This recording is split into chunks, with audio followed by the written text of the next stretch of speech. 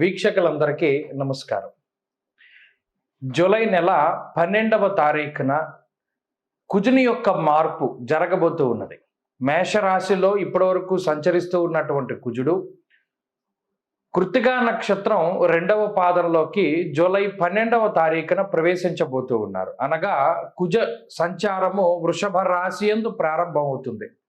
ఈ కుజుడు కృత్తికా నక్షత్రంలోనూ అలాగే రోహిణి శకటాన్ని భేదిస్తూ మృగశిర నక్షత్రం ఆయన సొంత నక్షత్రంలో 2వ పాదానికి చేరుకుని 3వ పాదంలోకి ఆయన మరలా తిరిగి ఆయన యొక్క సంచారాన్ని ప్రారంభించే నాటికి 45 రోజులు పూర్తవుతాయి. అనగా జూలై 12వ తారీఖు నుండి ఆగస్టు 26వ తారీఖు వరకు కూడా కుజుని యొక్క సంచారము వృషభ రాశి యందు ఉంటుంది. చాలాసార్లు రామాయణం ఎవరైనా చదివితే సుందరాకాండలో సీతాదేవిని చూసినప్పుడల్లా ఆంజనేయ స్వామి ఒక మాట అంటూ ఉంటారు. అక్కడ వాల్మీకి రామాయణంలో ప్రత్యేకించి కనబడుతుంది. రోహిణి నక్షత్రాన్ని పీడించినటువంటి కుజగ్రహం లాగా సీతాదేవి కనబడుతోంది అని ఆ మాట మాట్లాడుతూ ఉంటారు. ఈ రోహిణి శకట భేదనం చేసేటప్పుడు 2 గ్రహాలకి ప్రాముఖ్యత ఎక్కువ. ఒకటి శనేశ్వరుడు, రెండవది కుజుడు. ఆ శనేశ్వరుడు రోహిణి శకట భేదనం అంటే రోహిణి నక్షత్రం అనేది ఎలా ఉంటుందంటే ఒక శకటము అంటే బండి ఆకారంలో ఉంటుంది. ఆ నక్షత్రంలోకి గనక ప్రవేశం పాపగ్రహాలు చేసినప్పుడు మరీ ముఖ్యంగా శని కుజులు చేస్తే ఆ పీడ అనేది ఎక్కువగా ఉంటుంది ప్రజలందరికీ కూడా అన్న ఉద్దేశంతో దశరథ మహారాజు సాక్షాత్తు భూమండలం నుండి శనేశ్వరుని యొక్క మండలానికి వెళ్ళి రథాన్ని వేసుకుని వెళ్ళి అక్కడ దశరథకృత శని స్తోత్రం అని ఒక స్తోత్రం ఉంటుంది. కోణ స్తుపింగళో బభ్రుహు అని చెప్పి మనందరం చదువుతామే. అది దశరథ మహారాజు చేసినటువంటి శని స్తోత్రం. అప్పుడు శనేశ్వరుడు నేను రోహిణి శకటాన్ని భేదించను, మీకు పీడ ఉండదు అని చెప్పి మార్చి వెళతారు. ఆయన యొక్క గమనాన్ని వక్రిస్తారు.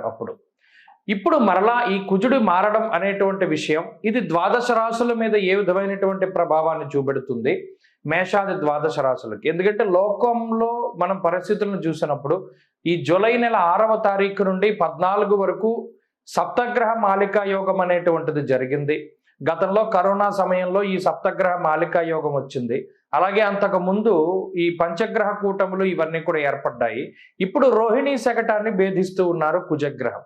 దీనివల్ల సాధారణంగా ప్రకృతి విపత్తులు, అదే మాదిరిగా ఈ ప్రకృతికి సంబంధించినటువంటి విషయాలు, అధిక వర్షపాతము ఇటువంటివి ఎక్కువగా పీడిస్తూ ఎక్కువగా బాధిస్తూ ఉంటాయి. కాబట్టి అవి ఎలాగో జరుగుతూ ఉంటాయి. భూ సంబంధమైనటువంటి విపత్తులు లేదా భూమికి సంబంధించినటువంటి వ్యవహారాల్లో జాప్యం ఇలాంటివి కొనసాగుతూనే ఉంటాయి.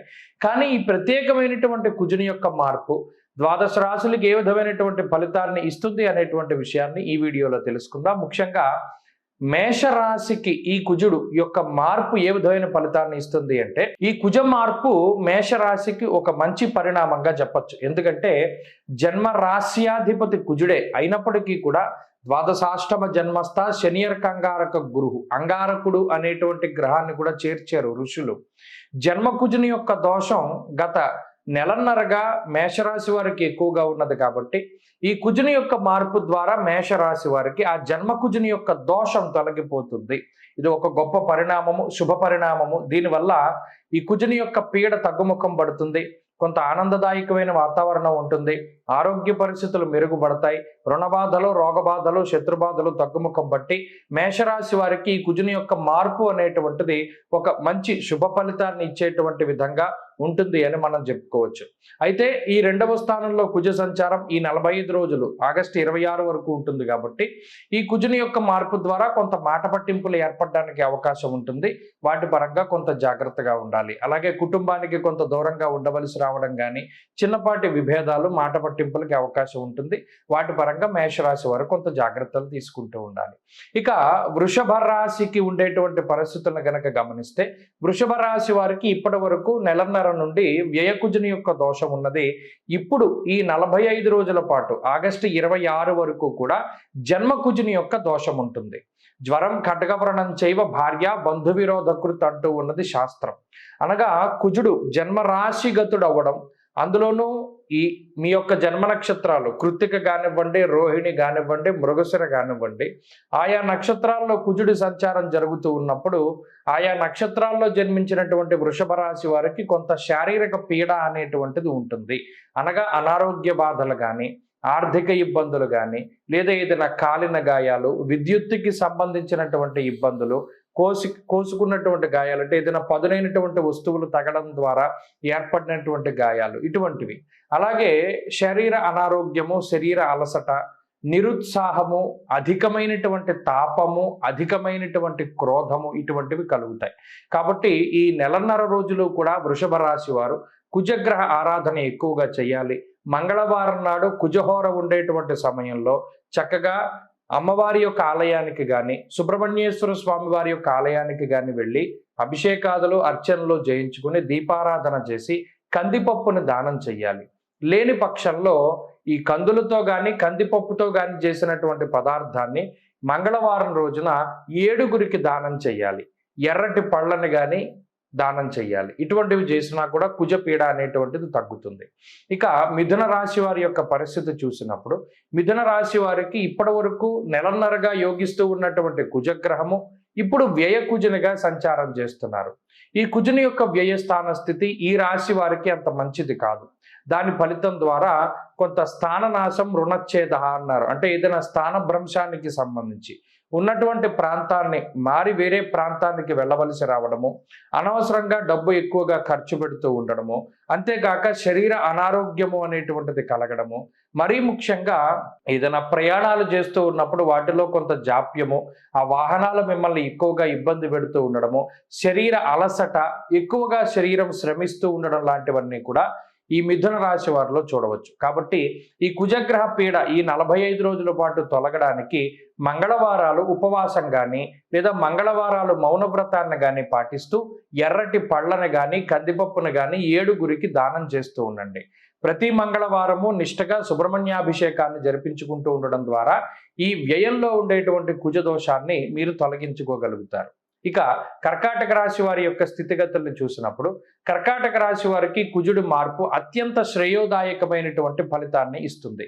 అత్యంత శుభ ఫలితం. లాభస్థానంలో కుజుడు పరమయోగ్యమైనటువంటి గ్రహంగా ఉంటారు. అందులోని ఇప్పటికే లాభంలో గురుడు కూడా ఉన్నారు కాబట్టి ఆ గురుడితో కలిపి ఉన్నటువంటి కుజుడు గురు మంగళుడుగా మంచి శుభ ఫలితాన్ని ఇస్తారు.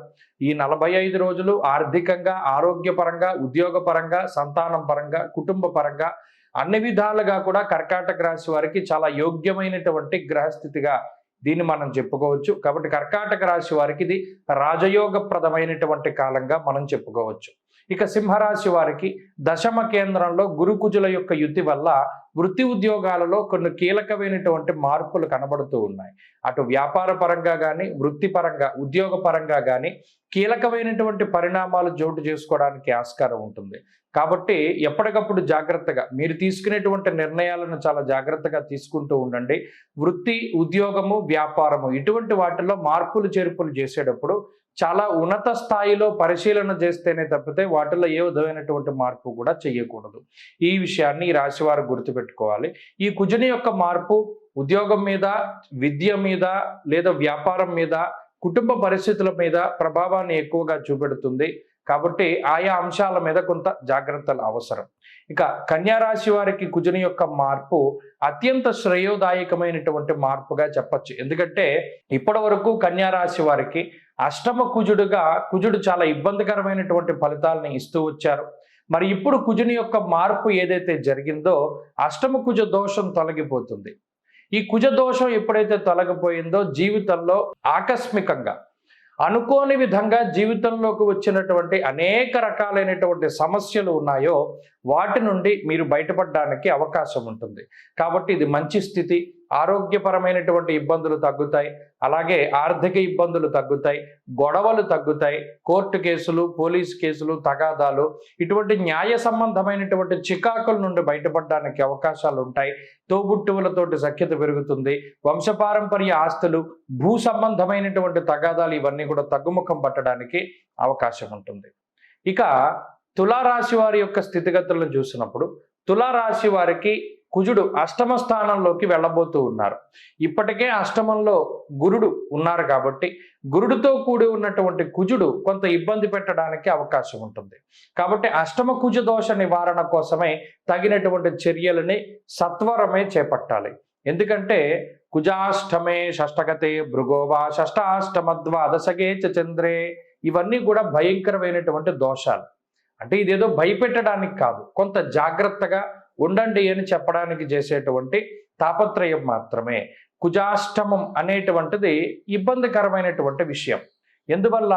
అష్టమం ఆయుస్థానం కాబట్టి అందులో క్రూరగ్రహాలు చేరడం అనేటువంటిది కొంత ఆరోగ్యానికి వాటికి ఇబ్బందిని కలగజేస్తుంది. కాబట్టి ఆరోగ్యపరమైనటువంటి జాగ్రత్తలు చాలా ఎక్కువగా తీసుకుంటూ ఉండాలి. ఆకస్మికమైనటువంటి నిర్ణయాలు తీసుకోకూడదు. అలాగే ఆర్థికంగా కూడా చాలా జాగ్రత్తగా మీరు నిర్ణయాలు తీసుకుంటూ ఉండడం చెప్పదగినటువంటి సూచన.